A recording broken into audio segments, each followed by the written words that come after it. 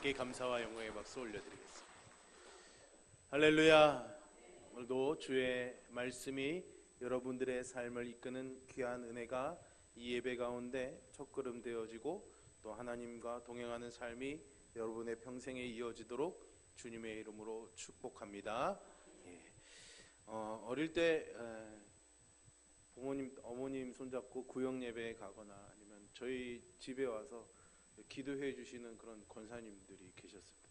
옛날에는 그런 권사님들이 참 많았던 것 같아요. 그러면 꼭 저를 위해서 기도해 주실 때마다 제 귀에 이렇게 인이 박히도록 항상 쓰던 그 어구가 있었습니다. 아직도 기억에 남는데, 머리가 될지언정 뭐요? 다 들으셨군요. 저만 듣는 게 아니었군요. 저만을 위한 기도인 줄 알았는데, 머리가 될지언정 꼬리가 되지 않게 하시고, 이런 기도를 참 많이 해주셨던 기억이 납니다. 그래서 그러다가 이제 학교를 갔는데, 학교에 반에 가서 이렇게 보니까 우리 반에 우리 교회에 다니는 친구가 10명이 넘는 거예요. 그래서 제가 가만히 생각해 봤어요. 권사님들이 다 저 집 가서 다 기도해 주시는데 다 머리가 될지언정 꼬리가 되지 않게 하시고, 그러면은 누가 1등을 해야 되지? 그런 생각을 해본 적이 있습니다. 그렇습니다. 사실은 누구나 다 1등을 할 수 있는 건 아니겠죠. 또 그런 의미로 기도해 주신 것은 아니라 생각이 됩니다. 그럼에도 불구하고 우리는 우리 신앙의 그런 믿음에 대한 어떤 척도라고 그럴까요? 어떤 확인을, 어떤 우리의 세상적인 그런 삶에서 어떤 결과를 얻느냐에 따라서 그것을 확인하고자 하는 그런 마음들이 많이 강합니다. 그러다 보니까는 사실은 머리가 될지언정 꼬리가 되지 않게 하시오가 축복의 기도지만은 때로는 그게 부담이 되는 거예요. 그래서 학교에서 제가 사실은 1등 해본 적이 한 번도 없거든요. 그러니까 1등을 안 하니까는 그럼 나는 믿음이 약한 건가? 그런 생각이 참 많이 듣고 고민했던 그런 기억이 나곤 합니다. 그렇죠? 그런 것으로 우리의 믿음의 척도를 판단할 수는 없겠죠. 그럼에도 불구하고 우리가 또 이 땅에 발을 딛고 살아가고 있고, 육신으로도 육의 양식을 먹어야 살아야 되고, 또 삶의 또 편안함과 풍요로움을 우리가 또 갈망하기 때문에 하나님을 향한 믿음과 신앙의 척도를 그런 삶의 열매에서 확인하고자 하는 그런 성향들이 아주 강합니다. 특별히 우리 한국교회는 한참 경제 발전, 또 그렇게 성장 주도의 그런 사회와 그런 분위기 속에서 교회가 함께 성장해 왔기 때문에 그런 것들을 결과로 많이 이렇게 판단할 때가 많이 있죠.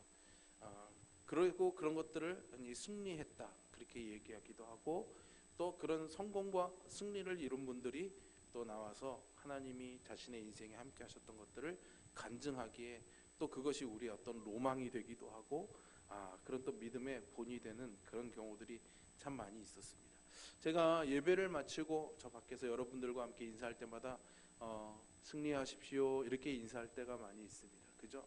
왜냐하면 우리 기독교는 승리의 종교이기 때문입니다. 왜냐하면 예수님께서 십자가에서 죄와 사망의 권세, 악의 권세를 이기셨기 때문이죠. 그리고 궁극적으로도 하나님께서 모든 악의 권세를 다 이제 심판하시고 하나님의 나라를 완전히 세우실 것이기 때문입니다.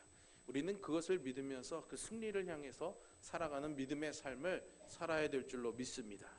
그러나 오늘날 이 교회 안에서 바로 이 승리, 성공에 대한 그런 오해가 많이 있습니다. 그것은 십자가의 열매에 초점을 맞추고 그 전리품을 달라고 요구하는 거죠. 그러니까 내가 하나님 앞에 이런 고난과 십자가의 길, 그 믿음을 가졌으니 하나님, 예수님께서 승리하신 것처럼 나도 인생에서 뭔가 성공, 승리를 얻어야 되지 않겠습니까? 예수님이 이기셨으므로 우리도 이긴 자의 삶을 살아야 된다라는 그런 논리를 가지게 되는 경우들이 많이 있습니다. 교회에서 보통 우리의 교회의 가장 이상향으로 삼는 것이 바로 초대교회입니다. 그죠? 근데 여러분, 초대교회의 모습을 한번 살펴보십시오. 정말 예수님을 보았고 또 보지 못했지만은 본 사도로부터 예수님의 말씀을 듣고 믿음을 가졌던 초대교회의 많은 성도들의 삶이 어땠습니까? 제가 이번 주간에 화요일인가요? 원주에서 CBS에서 수입 배급하는 영화 바울 시사회에 다녀왔습니다. 이번 이제 수요일 날 춘천하고 원주에서 영화관에서 개봉을 하는데요.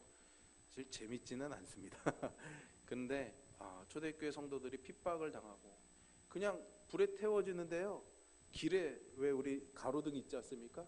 가로등 대신해서 횃불로 이렇게 쓰는 그 횃불대에서 그 사람이 하루 종일 타면서 밤새 타면서 횃불 그 가로등의 역할을 하는 거예요. 그렇게 처참하게 죽어가는 초대교회 모습들이 중간에 잠깐 나옵니다. 여러분 그들의 삶을 성공한 인생이라고 할 수 있을까요? 승리한 인생이라고 할 수 있을까요? 그러지 않습니다. 제가 얼마 전에도 말씀을 드렸지만 또 순교한 우리의 신앙의 선배들이 많이 있습니다. 그들의 삶을 정말 성공한 인생이다, 승리한 인생이다 라고 박수 쳐져 있을까요? 세상적인 기준에서는 분명히 그럴 수는 없습니다. 그러나 그들을 승리했다라고 우리가 말할 수 있는 것은 그들이 바랄 수 없는 중에 바라고 믿었기 때문입니다. 지금 나는 처참하게 믿음 때문에 죽어가고 고난을 당하고는 있지만은 이것이 영원한 것이 아니라 이것은 잠깐의 것이요, 이것이 지나고 나면 이 믿음을 지킨 것으로 인해서 나에게 주실 영원한 승리와 영광을 소망하는 그 믿음이 있었기 때문이죠. 그러니까 진정한 승리는 이 땅에서 우리가 무엇을 누리느냐에 따라서 그 진위가 구분이 되는 것이 아니라 바랄 수 없는 중에 바라고 믿는 하나님의 나라에서 이루어질 그 영광을 바라보는 것이 진정한 승리를 소망하는 믿음이다, 이렇게 말할 수 있을 것입니다. 그렇기 때문에 우리가 구속함의 은혜를 받은 사람이라는 것은 예수님께서 우리에게 약속해 주신 그 열매를 기다리면서 그리스도와 같이 고난에 참여하는 것이 진정한 그리스도인의 모습이다, 이렇게 말할 수가 있는 거겠죠. 그럼에도 불구하고 우리는 이 땅에 발 딛고 살아가니까 자꾸만 우리 눈에 좋아 보이는 것에 눈길이 자꾸만 가게 됩니다. 그리고 그것을 부러워하기도 하죠. 그래서 오늘 본문의 14절의 말씀을 보시면 항상 우리를 그리스도 안에서 이기게 하시고 라는 이 말씀을 많은 그리스도인들이 좋아합니다. 그러나 이 말씀을 세상적인 그런 승리주의의 관점에서 취한다면은 우리의 믿음이 잘못하면 중심을 잃어버릴 우려가 있습니다.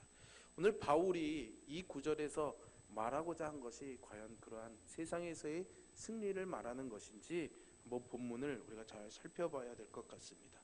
오늘 이 본문을 공동 번역 성경이라는 것이 있습니다. 오래전에 캐톨릭하고 개신교에서 성경을 같이 번역해보자, 한국말로. 그래서 만든 성경이 있는데 그 안에 이제 하나님을 한의님이라고 표현한다든가 이런 여러 가지 좀 문제들이 있어서 결국은 사용하지는 않게 되었는데 번역된 성경은 있습니다. 원문에 굉장히 충실하게 번역한 성경인데요. 이 공동번역 성경에서는 오늘 14절에 조금 전에 우리가 읽은 부분을 이렇게 번역하고 있습니다.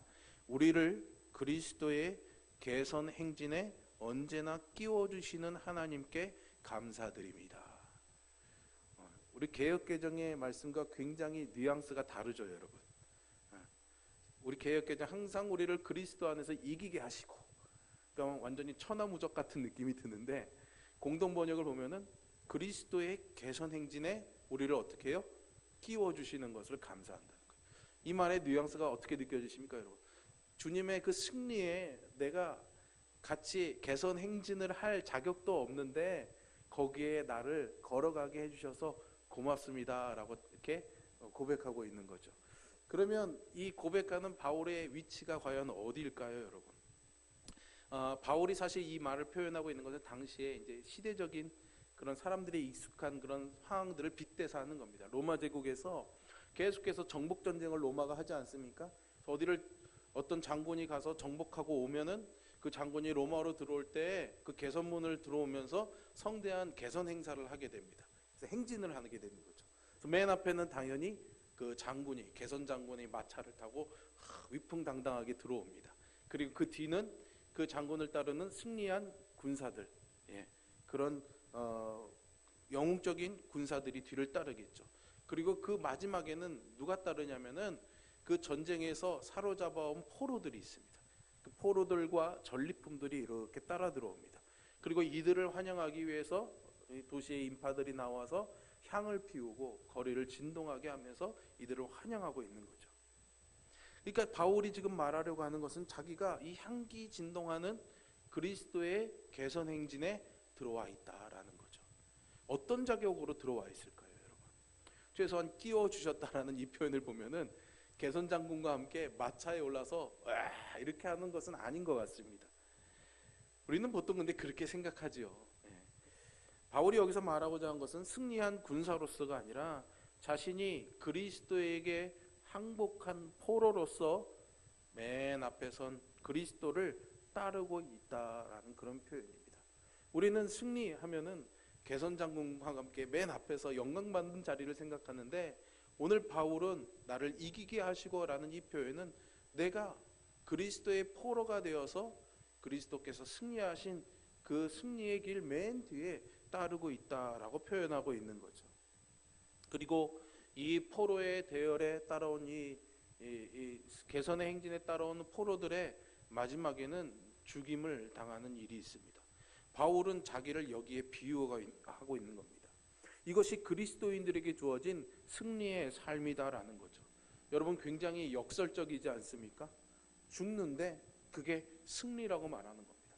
그런데 놀랍게도 아까도 말씀드린 것처럼 초대교회 성도들과 많은 신앙의 선진들이 그러한 믿음을 가지고 하나님 앞에 나아가 승리의 삶을 살았다라는 거죠. 오늘 종교개혁 주일입니다. 마틴 루터도 자기가 종교개혁자로서 후대의 역사 속에 무슨 어떤 추앙이나 어떤 존경을 받기 위해서 이 일을 한 게 아닙니다. 죽음을 무릅쓰고 내가 이 일을 말하고 이 일을 추진해 가면은 죽는다는 것을 알면서도, 그리고 실제로 수많은 죽음의 위협을 받으면서도 루터가 진리를 지키기 위해서, 말씀을 지키기 위해서 복음의 횃불을 들었던 것이 작은 불씨가 큰 불이 되어서 온 유럽과 전 세계를 다시금 말씀으로 진리로 회복하는 놀라운 일들이 일어났던 것이죠. 우리는 그래서 그리스도의 고난을 통해서 그리스도를 알리고 결국은 죽음을 통해서 그리스도의 승리에 동참하는 것임을 알 수가 있습니다. 근데 이게 참 쉽지 않습니다, 여러분. 그죠? 누구나 다 예수님을 믿으면서 신앙생활하면서도 항상 개선 행진의 맨 앞에 개선 장군의 마차에 오르고 싶어하죠.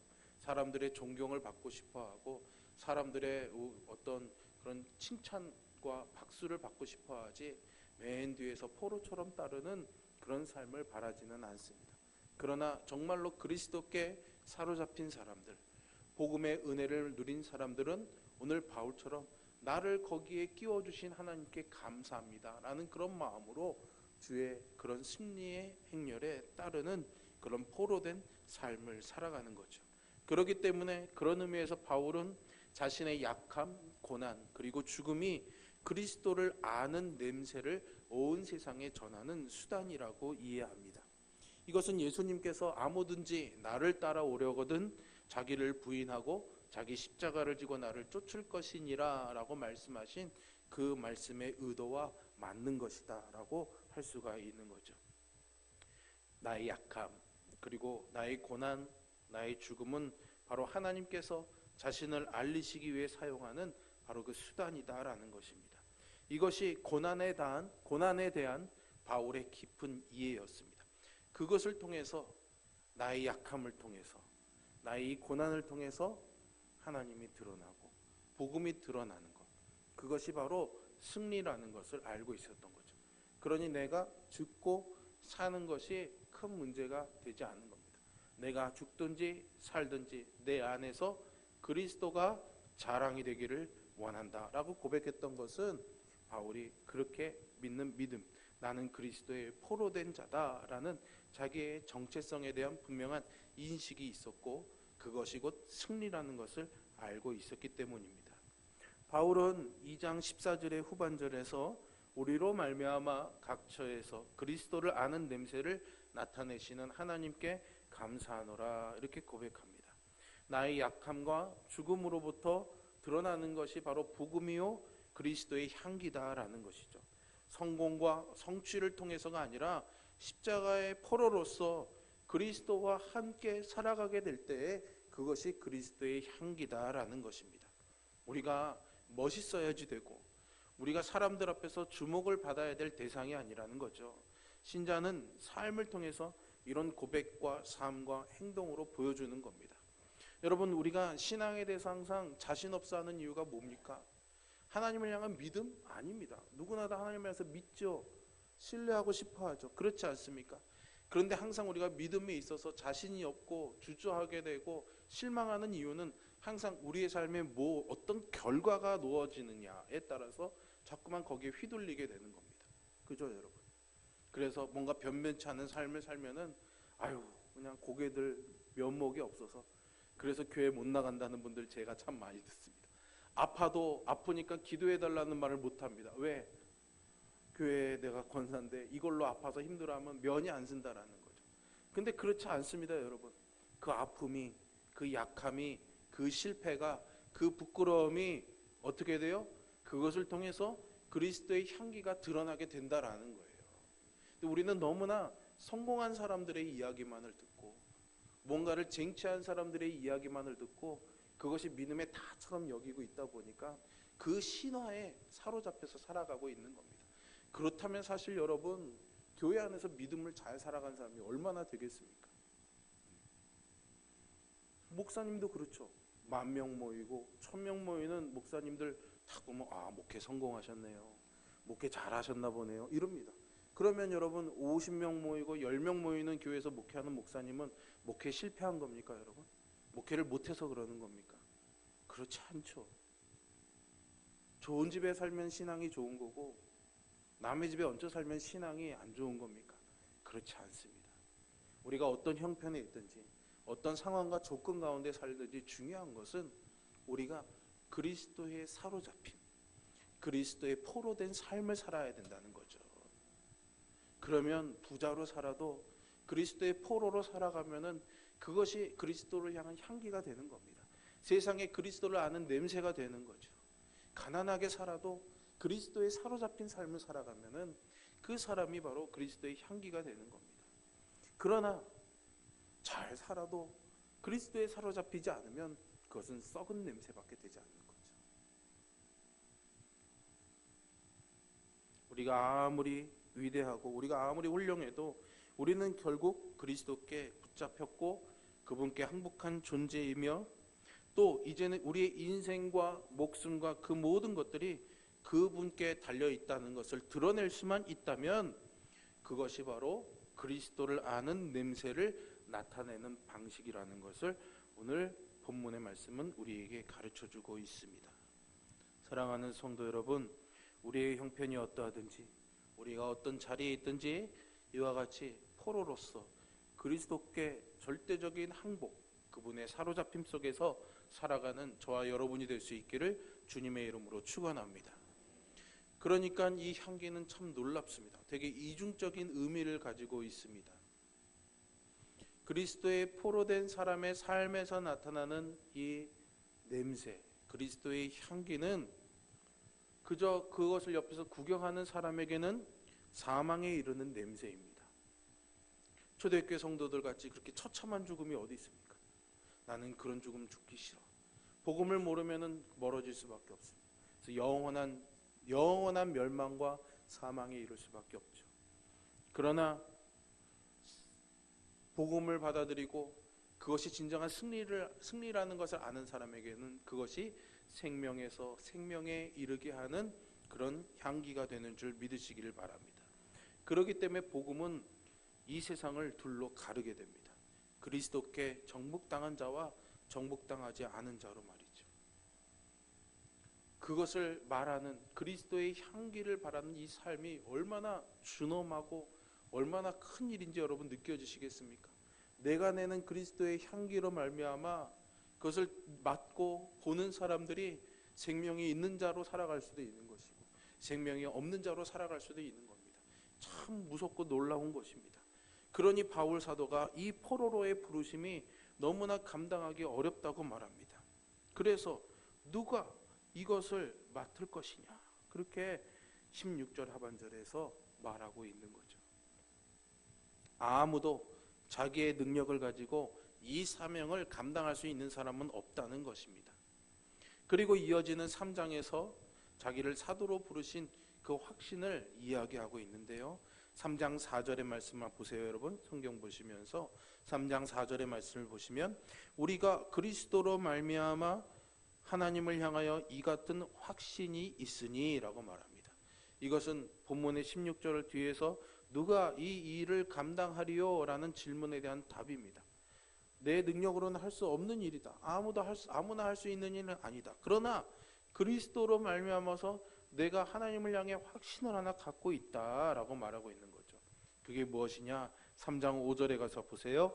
우리가 무슨 일이든지 우리에게서 난 것 같이 생각하여 스스로 만족할 것이 아니니 우리의 만족은 오직 하나님께로부터 났느니라. 아멘. 여러분 여기서 이 만족이란 단어를 자격이란 단어로 바꿔보시기를 바랍니다.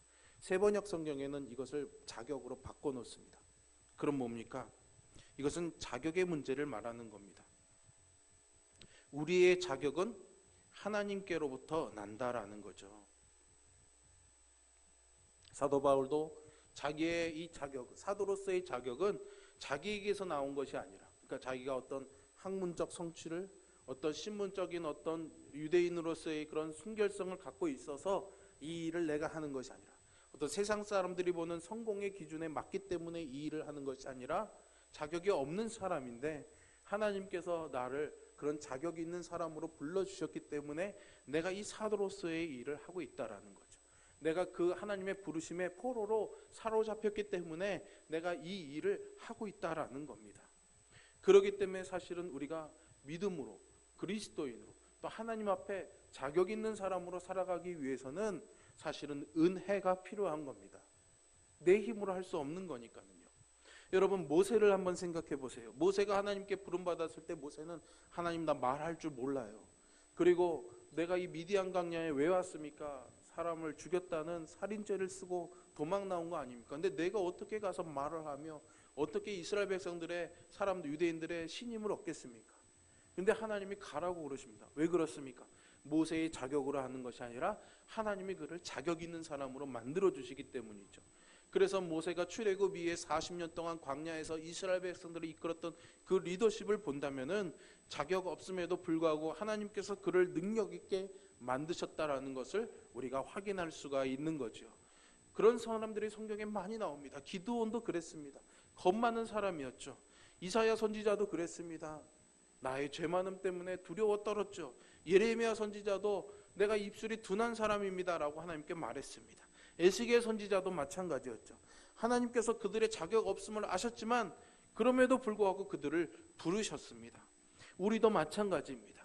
우리의 자격 없음은 그렇기 때문에 하나님이 우리를 부르실 때 장애물이 되는 것이 아니라 오히려 필요 조건이 되는 겁니다. 자격이 없어야 하나님이 부르시는 거죠. 자격이 없다는 것을 인정해야 하나님이 우리를 부르시는 겁니다. 근데 자꾸 우리는 뭔가 자격을 갖춰놓고 하나님 앞에 나가려고 하지 않습니까? 그렇게 헛수고하지 말라는 거예요. 그럴 필요 없다는 거예요, 여러분. 그러니 우리가 언제나 하나님 앞에 나올 때는 두려움과 떨림이 아니라 기대와 소망과 감사한 마음으로 나올 수가 있는 겁니다. 왜요? 자격을 보시는 게 아니니까요. 자격이 없어도 불러주시기 때문이죠. 사람들에게 자랑할 만한 것이 없어도 하나님이 우리를 불러주십니다. 그리고 하나님의 일을 맡겨주시고 하나님의 자녀로 삼아주시는 거죠, 여러분. 그것이 하나님의 은혜입니다. 3장 6절에서도 마찬가지입니다. 저가 또 우리로 새 언약의 일꾼이 되기에 만족해 하셨으니 라는 거죠. 무슨 말입니까? 하나님께서 일꾼이 되는 자격을 주셨다라는 겁니다. 하나님께서 적합하게 자격 있게 하신다라는 겁니다. 하나님의 은혜만이 이 모든 것들을 설명해 줍니다. 그러니까 우리에게서는 나 잘났다가 아니라 사실은 하나님의 은혜 때문입니다 라는 그런 고백이 나와야 될 줄로 믿습니다. 우리가 소위 간증이라고 말하고 사람들에게 그리스도를 증거할 때도 이것을 우리가 잊지 말아야지 됩니다. 내가 뭘 했기 때문에, 내가 하나님 앞에 이렇게 믿음을 가졌기 때문에, 하나님 앞에 이렇게 끝까지 기도했기 때문이 아니라 하나님 난 자격 없는 사람인데 그럼에도 불구하고 하나님 내게 은혜를 주셨기 때문에 내가 이렇게 변화되었다라는 거죠. 중요한 것은 변화되는 것입니다. 무엇을 얻고 무엇을 성취하고 무엇을 성공했느냐가 아니라 내가 하나님 앞에서 그렇게 포로된 자로 살아갈 수 있도록 하나님께 내 삶을 맡기고 살아갈 수 있는 존재로 내가 변화되어야 된다는 거죠. 그럼 그게 어떻게 변화될까요?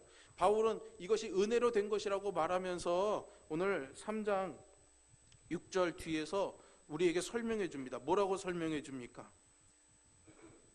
이것은 율법의 조문으로 하지 아니하고 오직 영으로 한다라는 겁니다. 율법의 조문으로 하지 않고 영으로 된 일이라는 거죠. 율법의 조문은 무엇입니까? 하나님의 말씀을 새긴 겁니다. 돌에. 중요한 것은 여러분 여기서 율법 자체를 말하는 게 아니라 돌에 새긴 문자를 말하는 겁니다. 문자. 율법은 바울도 인정합니다. 로마서에서 바울이 율법도 거룩하고 계명도 거룩하며 의롭고 선하도다라고 말합니다. 율법이 가치 없는 것이라고 말하지 않습니다. 귀한 겁니다. 그러나 그것이 새겨진 글씨만을 가지고 새겨진 그 글씨만 문자만 보고서는 우리가 변화되지 않는다라는 거예요. 어떻게 해요? 새겨진 그 문자를 우리가 읽고 성령께서 그것을 우리의 마음에 새겨주실 때, 말씀이 우리의 영에 와서 새겨지게 될 때에, 영으로 될 때에 우리가 변화되는 거죠. 새로워지는 겁니다. 새로운 피조물이 되는 겁니다.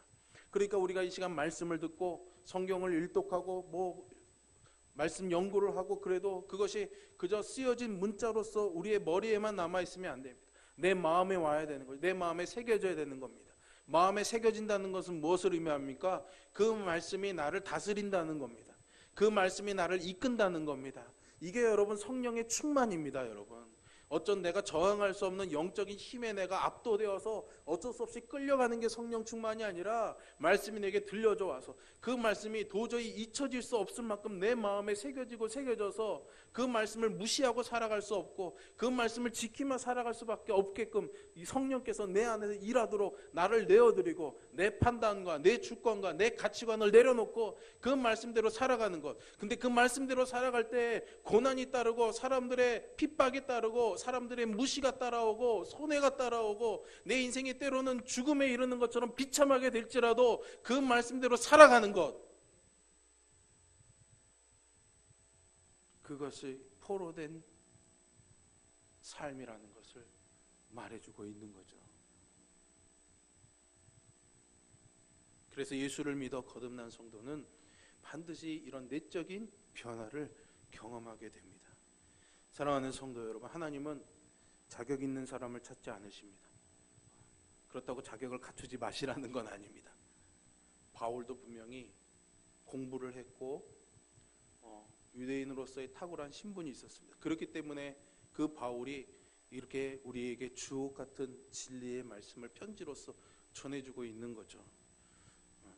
베드로가 들으면 섭섭하겠지만 베드로는 배운 게 별로 없어서 영적인 능력은 많았을지 몰라도 베드로 전후서밖에 없지 않습니까, 여러분? 사실 그 베드로 전후서도 읽어보면요, 도대체 무슨 말인지 이해가 안 됩니다, 사실. 잘 이해해야지만 이해되는 말들을 적어놓고 있습니다. 이게 이제 공부의 차이라고 저는 생각합니다. 물론 차이는 있을 수 있지만 하나님이 쓰시는 방법에는 차이가 없습니다. 다 똑같이 자격 없든 있든 불러주셔서 사용하는 거죠. 누가? 포로된 사람, 나를 맡겨드리고 내어드린 사람을 하나님이 쓰신다라는 겁니다.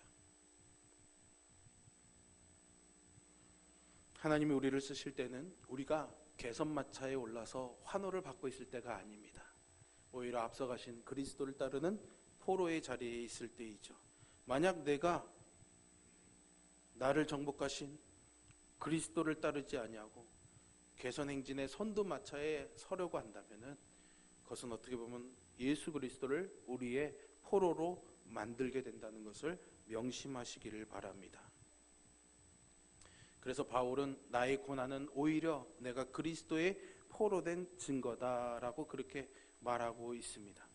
고난은 그리스도인을 피해가지 않습니다, 여러분. 하지만 어떤 고난도 우리가 그리스도의 포로된 것들을 바꿔놓을 수는 없습니다. 어떤 고난도 복음을 무너뜨릴 수 없습니다. 어떤 죽음도 우리를 향한 하나님의 사랑에서 우리를 끊어놓을 수가 없습니다. 여러분, 이것을 신뢰하시기를 바랍니다. 그리고 이것을 드러내는 삶을 살아야 되는 것이죠.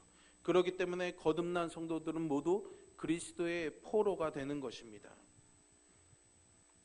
그리고 나를 그분께 맡겨드리게 되는 것이죠. 하나님께서 우리 홍천 성결교회를 그런 포로들이 모인 포로 수용소로 만들어 주실 줄로 믿습니다. 그런 사람들이 모여들었을 때 우리가 하나님을 섬길 수 있는 것이고 세상을 섬길 수가 있는 것입니다. 우리 공동체가 그런 공동체가 되고 여러분들이 그런 그리스도의 포로된 자가 되어서 그리스도를 아는 그 냄새를 홍천만이 아니라 온 세상에 드러내는 그런 삶으로 인도해 주시기를 주님의 이름으로 축원합니다. 이렇게 기도하겠습니다. 사랑의 아버지 하나님, 오늘 우리를 그리스도의 포로로 불러주셔서 감사합니다. 자격 없는 우리들을 불러주셔서 감사합니다. 말씀에 사로잡힌 바 되어서 성령의 인도하심으로 살아가는 우리들이 되게 인도하여 주시옵소서. 나를 내어드리고 맡겨드립니다. 세상의 고난과 세상의 위협들이 하나님을 향한 이 믿음을 흔들어 놓을 때에도 우리가 넘어지지 않도록 하나님 도와주시옵소서. 예수님의 이름으로 기도합니다. 아멘. 314